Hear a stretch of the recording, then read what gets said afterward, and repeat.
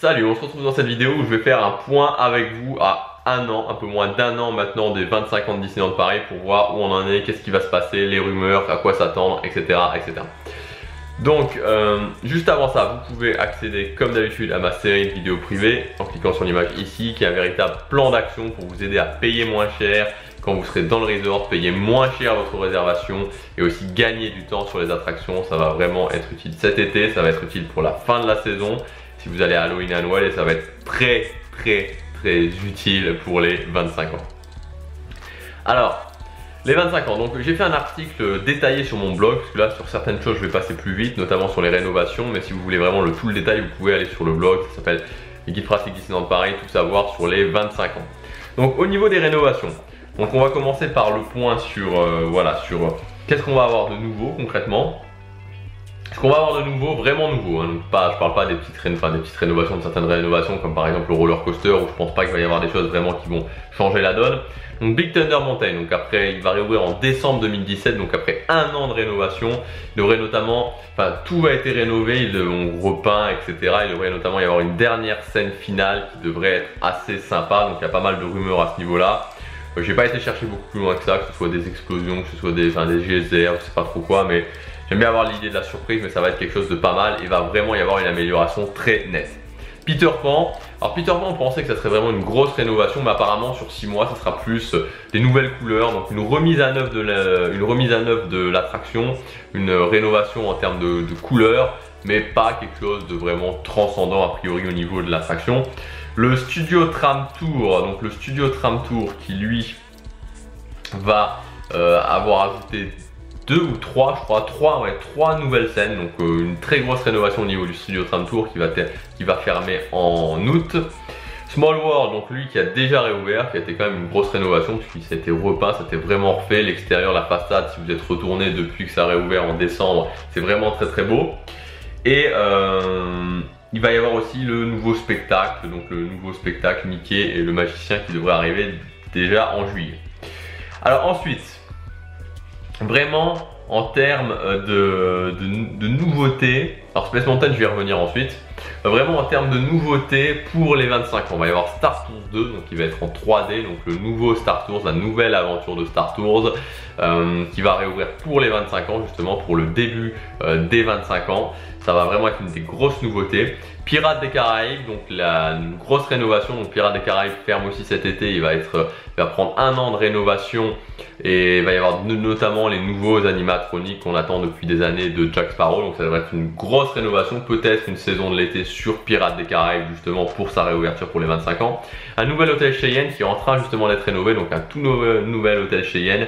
C'est vraiment très beau, j'ai vu au niveau des chambres, c'est vraiment sympa. Je pense que le Cheyenne va vraiment passer au-dessus du Santa Fe, que ça va être super intéressant d'aller au Cheyenne. Il y aura une belle thématisation, il aura été rénové. Je crois que le Cheyenne ça va être très fort et ça va être extrêmement intéressant pour les petits budgets, notamment pendant les basses saisons.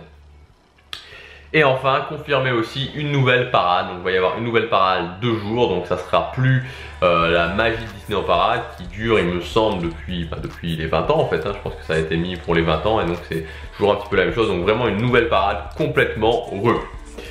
Alors maintenant on passe aux rumeurs. Alors je précise, ce ne sont que des rumeurs, donc pas la peine de s'énerver si voilà, je sais qu'il y en a certains qui sont très à cheval sur l'exactitude. Ce ne sont que des rumeurs. Est-ce qu'il y aura un nouveau Disney Dreams? Peut-être. Alors une remise à plat totale de Disney Dreams avec une nouvelle histoire, c'est envisageable. Donc actuellement le Disney Dreams qu'on connaît avec Peter Pan dure depuis 5 ans aussi, donc 4 ans, bientôt 5. Depuis les 20 ans, ça a été la grosse nouveauté des 20 ans. Il y a eu aussi Disney Dreams Fête Noël, mais qui, bon, personnellement, m'a jamais vraiment convaincu et qui, je pense, n'a pas convaincu grand monde. Il y a certaines personnes qui aiment bien, mais de ce que j'ai vu plutôt en général, c'est pas forcément l'unanimité malgré les différentes versions il y a eu différentes versions de Disney Dreams Fête Noël pour essayer de rattraper un petit peu le coup. Donc ça pourrait laisser à penser que s'ils font un nouveau Disney Dreams, est-ce qu'il sera aussi bien que celui de Peter Pan actuellement? Est-ce qu'ils n'auraient pas plus intérêt à, je sais pas, apporter juste de la nouveauté dans celui de Peter Pan? Alors aussi on parle d'un Disney Dreams à 360 degrés. Donc c'est une possibilité.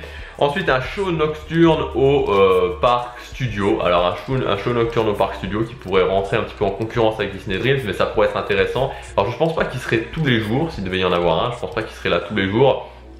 Mais je crois que ils pourraient être là notamment pendant les week-ends ou pendant les vacances scolaires, pendant les hautes saisons pour pouvoir un petit peu dégorger Disney Dreams, parce que c'est vrai que maintenant voilà, il y a de plus en plus de monde qui regarde Disney Dreams, et surtout ce qui se passe c'est que quand on sait pas vraiment comment bien se placer, le souci c'est que faut arriver, les gens arrivent de plus en plus tôt, c'est à dire que on se retrouve avec des gens, des fois je passe, et quand c'est l'été, quand le Disney Dreams commence à 23 h, vous arrivez il est 19 h, il y a déjà des gens qui attendent, donc bon c'est quand même compliqué, en plus qui attendent souvent mal placés, donc c'est un petit peu dommage.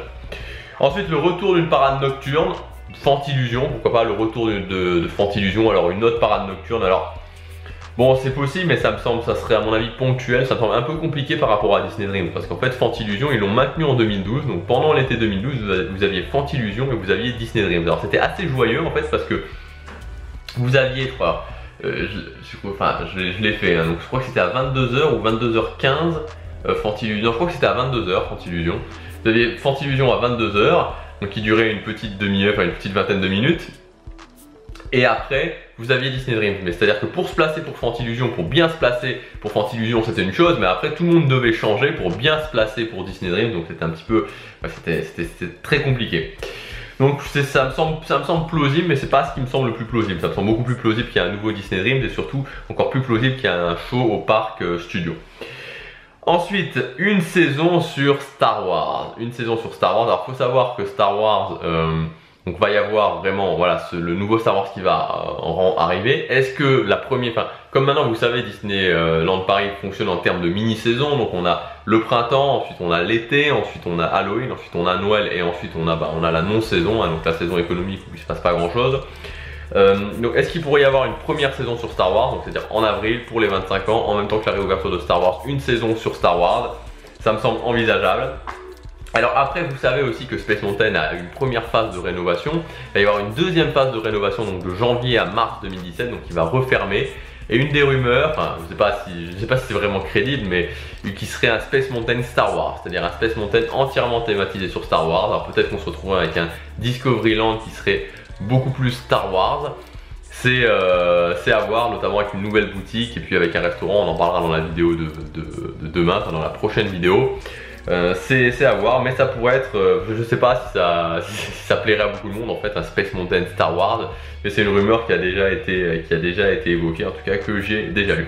Donc voilà pour ce plan un petit peu, enfin ce point un petit peu sur les 25 ans, donc voilà, ça va être, il n'y aura pas de grosses nouvelles attractions pour les 25 ans, mais il va y avoir pas mal de choses, et je pense que maintenant Disneyland a vraiment les moyens, et que ça va être en termes d'animation aussi, je crois que ça va être un truc vraiment sympa.